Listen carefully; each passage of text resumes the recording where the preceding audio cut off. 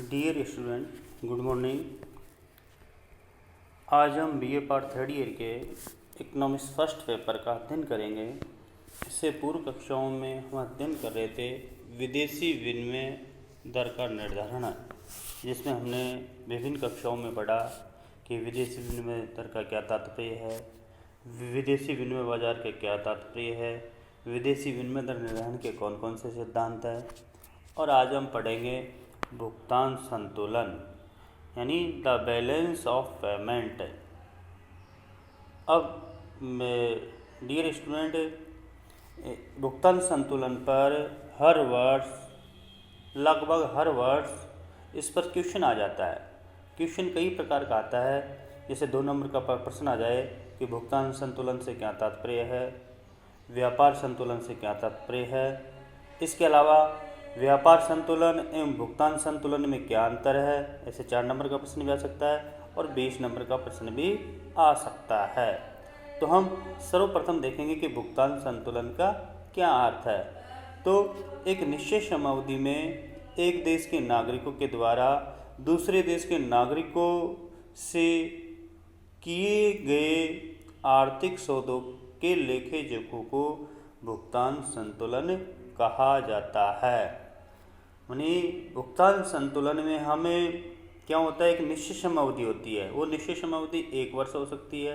अब एक निश्चित समयावधि में एक देश के नागरिकों के द्वारा दूसरे देश के नागरिकों के साथ जो आर्थिक सौदे किए जाते हैं, जो आर्थिक लेन देन के, आर्थिक सौदा का तात्पर्य है कि जिनके बदले में पैसे की प्राप्ति होती हो, उसको हम आर्थिक सौदा कहते हैं। आर्थिक सौदों में हम निर्यात और आयात दोनों को ही शामिल करते हैं। जैसे भारत के नागरिक अमेरिका के नागरिक के साथ जो व्यापार करते हैं, जो सौदा करते हैं, उसको हम आर्थिक सौदा कहेंगे।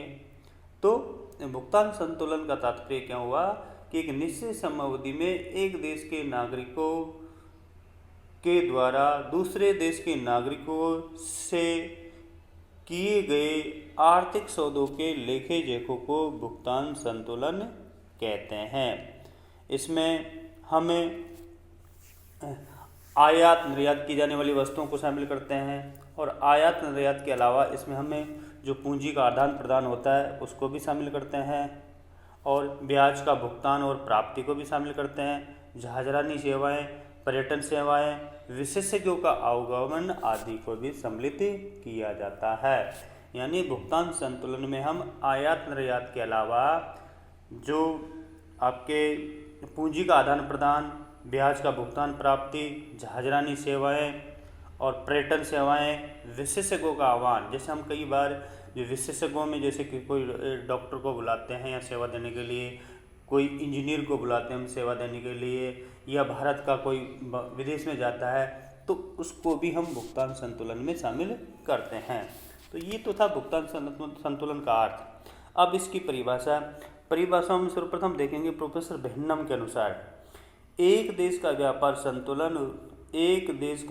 संतुलन वह संबंध है जो एक निश्चित अवधि के अंतर्गत उसके आयातों एवं निर्यातों के मूल्य के बीच होता है, जबकि एक देश का भुगतान संतुलन एक निश्चित अवधि के अंतर्गत उसके बाकी विश्व के साथ मौद्रिक सौदों का लेखा जोखा होता है। तो प्रोफेसर बेहनम क्या बताते हैं अपनी परिभाषा में कि एक देश का विश्व के अन्य देशों के साथ जो आर्थिक लेन देन होता है उसको हम क्या कहते हैं, भुगतान संतुलन। दूसरा, किंडलबर्गर के अनुसार किसी देश का भुगतान संतुलन उस देश के नागरिकों तथा विदेशी देशों के निवासियों के मध्य समयावधि में होने वाले समस्त आर्थिक लेन देन का क्रमबद्ध का ब्यौरा है। इसके अलावा अंतर्राष्ट्रीय मुद्रा कोष ने भी इसकी परिभाषा दी। ये उस निश्चित अवधि में संबंधित देशों के ग्राहकों के बीच समस्त आर्थिक लेन देन का क्रमबद्ध विवरण एक लेखा है। मानी भुगतान संतुलन में लगभग सभी अर्थशास्त्रियों ने एक जैसी परिभाषा दी। उन्होंने अपनी परिभाषाओं में बताया कि भुगतान संतुलन में भुगतान संतुलन एक आर्थिक लेखा जोखा है जो एक देश के नागरिकों के द्वारा दूसरे देश के नागरिकों से जो लेन देन होता है, जो क्रय विक्रय होता है, जो आयात निर्यात होता है, उसका जो रिकॉर्ड रखा जाता है, लिखित जो रिकॉर्ड रखा जाता है, उसको हम भुगतान संतुलन कहते हैं। अब भुगतान संतुलन को हम समझने से पहले, इसको विस्तार से अध्ययन करने से पहले हमको व्यापार संतुलन को समझना आवश्यक है। हम व्यापार संतुलन क्या होता है इसमें देखेंगे। देखिए, व्यापार संतुलन निश्चित अवधि में एक देश का निर्यातों या आयातों का अंतर है। मानी व्यापार संतुलन भुगतान संतुलन का एक हिस्सा है, एक भाग है। जैसे 2 नंबर का प्रश्न आ जाए कि व्यापार संतुलन किसे कहते हैं?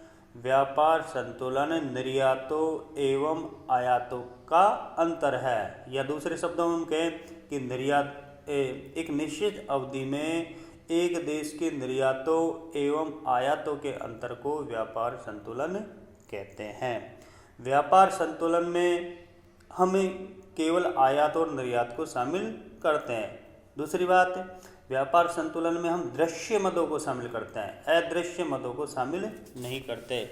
दृश्य मदों से तात्पर्य है कि ऐसी मदें जिनको हम देख सकते हैं मद, और अदृश्य मदें जिनको हम देख नहीं सकते, केवल महसूस कर सकते हैं। जैसे अदृश्य मदों में हम शामिल करते हैं सेवाएं, जहाजरानी, बैंकिंग आदि को हम अदृश्य मदें कहते हैं। तीसरी चीज़ कि व्यापार संतुलन में केवल हम उन्हीं सौदों को शामिल करते हैं जो बंदरगाहों और जो आपके हवाई अड्डे होते हैं उसके रिकॉर्ड में उनका ब्यौरा रखा जाता है, मानी लिखित में ब्यौरा रखा जाता है। एक रजिस्टर संधारण किया जाता है कि बंदरगाहों से कौन सा सामान जा रहा है, कौन सा आ रहा है, उसका रिकॉर्ड रखा जाता है। उसी प्रकार एयरपोर्ट पर भी आयात निर्यात का रिकॉर्ड रखा जाता है कि कितनी वस्तुएं जा रही है, कितनी आ रही है। तो व्यापार संतुलन में आयात और निर्यात की जाने वाली वस्तुओं का बंदरगाह और हवाई अड्डों पर लिखित रिकॉर्ड रखा जाता है।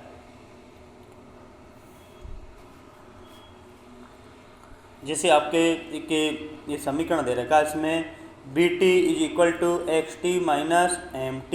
यहाँ पर BT का मतलब है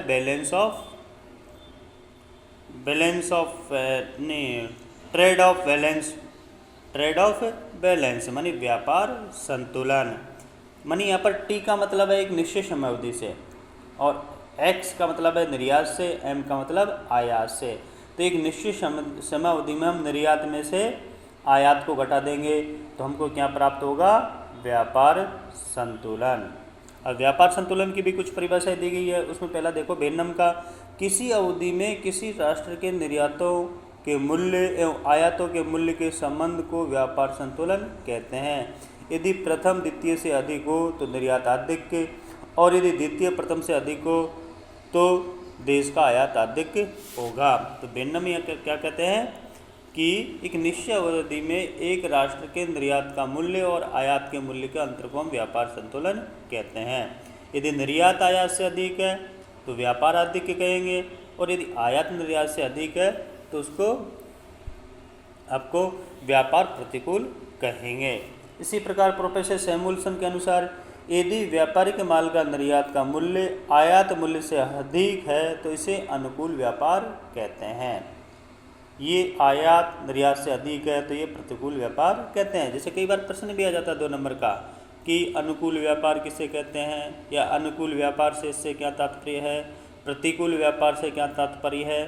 तो आपको ये 2 नंबर के प्रश्न को आप विशेष ध्यान रखना होता है। कहीं से भी प्रश्न पूछा जा सकता है। जैसे इस अध्याय में से प्रश्न बन सकता है 2 नंबर का कि भुगतान संतुलन से क्या तात्पर्य है, व्यापार संतुलन से क्या तात्पर्य है, अनुकूल व्यापार से इस किसे कहते हैं, या अनुकूल व्यापार किसे कहते हैं, या प्रतिकूल व्यापार किसे कहते हैं। तो अनुकूल व्यापार किसे कहते हैं कि यदि किसी देश का व्यापार का निर्यात मूल्य उसके आयात के मूल्य से अधिक है तो उसको अनुकूल व्यापार क्षेत्र कहते हैं।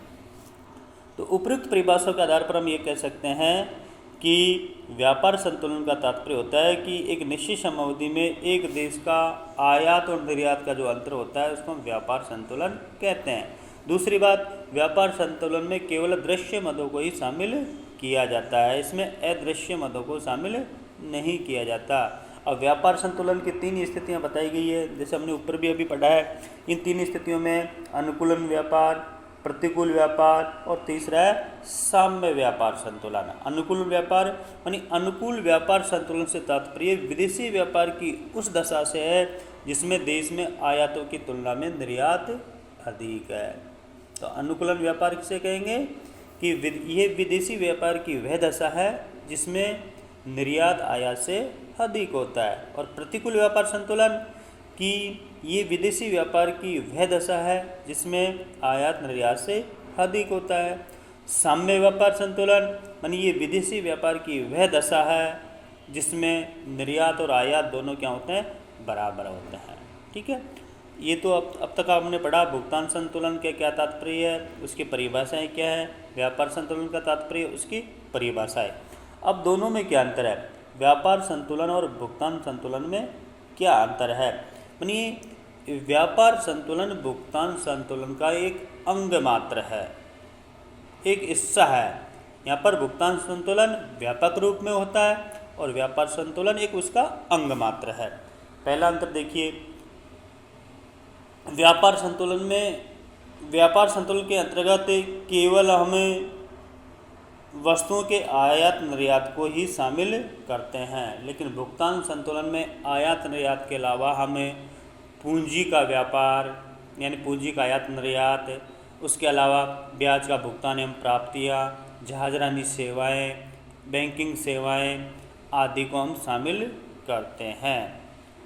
दूसरा कि व्यापार संतुलन में केवल दृश्य मदों को शामिल किया जाता है और भुगतान संतुलन में अदृश्य मदों को भी शामिल किया जाता है। नेक्स्ट है, व्यापार संतुलन किसी देश की भुगतान स्थिति का आर्थिक विश्लेषण होता है, जबकि भुगतान संतुलन देश की भुगतान स्थिति का संपूर्ण विश्लेषण होता है। मानी हम अगला अंतर यदि देखें तो व्यापार संतुलन किसी देश की भुगतान स्थिति का विश्लेषण होता है, केवल भुगतान स्थिति का विश्लेषण करता है, उसकी आर्थिक स्थिति का। ये मानी व्यापार संतुलन उस किसी देश की आर्थिक स्थिति का विश्लेषण करता है और भुगतान संतुलन उस देश का संपूर्ण विश्लेषण करता है। नेक्स्ट है, व्यापार संतुलन तथा भुगतान संतुलन में जो महत्वपूर्ण अंतर है कि व्यापार संतुलन किसी भी समय अनुकूल या प्रतिकूल हो सकता है। यानी व्यापार संतुलन अनुकूल भी हो सकता है और प्रतिकूल भी हो सकता है, लेकिन भुगतान संतुलन हमेशा क्या होता है, अनुकूल होता है। और नेक्स्ट है, व्यापार संतुलन की तुलना में भुगतान संतुलन अधिक व्यापक है। जैसे हमने पीछे भी पढ़ा, व्यापार संतुलन में केवल दृश्य मदों को शामिल किया जाता है और भुगतान संतुलन में दृश्य और अदृश्य दोनों ही मदों को शामिल किया जाता है। नेक्स्ट है, व्यापार संतुलन देश की अर्थव्यवस्था पर, व्यापार संतुलन का देश की अर्थव्यवस्था पर प्रभाव पड़ना आवश्यक नहीं है, लेकिन भुगतान संतुलन का एक देश की अर्थव्यवस्था पर प्रभाव निश्चित रूप से पड़ता है। यदि व्यापार संतुलन प्रतिकूल होता है तो उससे देश की अर्थव्यवस्था पर कोई प्रभाव नहीं पड़ता, लेकिन यदि भुगतान संतुलन प्रतिकूल हो जाएगा तो उससे देश की अर्थव्यवस्था को नुकसान होगा। नेक्स्ट है, व्यापार संतुलन का आर्थिक विश्लेषण के निर्णयों में बहुत कम उपयोग होता है। इस दृष्टि से व्यापार संतुलन का भुगतान संतुलन की तुलना में कम महत्व है। मानी जो व्यापार संतुलन है उसका महत्व कम है और भुगतान संतुलन का महत्व अधिक है, क्योंकि आर्थिक विश्लेषणों में व्यापार संतुलनों का उपयोग कम किया जाता है और भुगतान संतुलन का आर्थिक विश्लेषणों में उपयोग अधिक किया जाता है। इस वजह से भुगतान संतुलन व्यापार संतुलन की तुलना में ज़्यादा उपयोगी है, ज़्यादा व्यापक है। तो बच्चों यहाँ पर आपके 2 नंबर का प्रश्न भी आ सकता है, 4 नंबर का भी आ सकता है। 4 नंबर के प्रश्न में आ सकता है कि व्यापार संतुलन एवं भुगतान संतुलन में क्या अंतर है, संक्षेप में समझाइए। तो आपको इसका आंसर देना है।